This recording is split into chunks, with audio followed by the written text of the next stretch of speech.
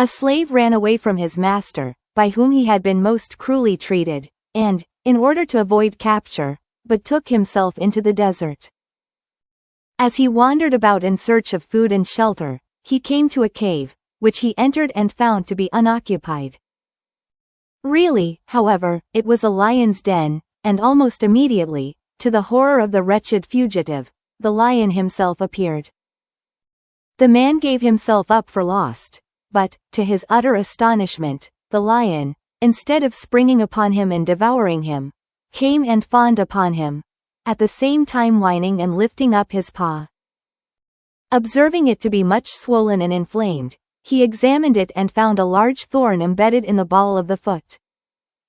He accordingly removed it and dressed the wound as well as he could, and in course of time it healed up completely.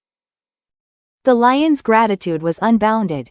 He looked upon the man as his friend, and they shared the cave for some time together. A day came, however, when the slave began to long for the society of his fellow men, and he bade farewell to the lion and returned to the town. Here he was presently recognized and carried off in chains to his former master, who resolved to make an example of him, and ordered that he should be thrown to the beasts at the next public spectacle in the theater. On the fatal day the beasts were loosed into the arena, and among the rest a lion of huge bulk and ferocious aspect, and then the wretched slave was cast in among them. What was the amazement of the spectators, when the lion after one glance bounded up to him and lay down at his feet with every expression of affection and delight. It was his old friend of the cave.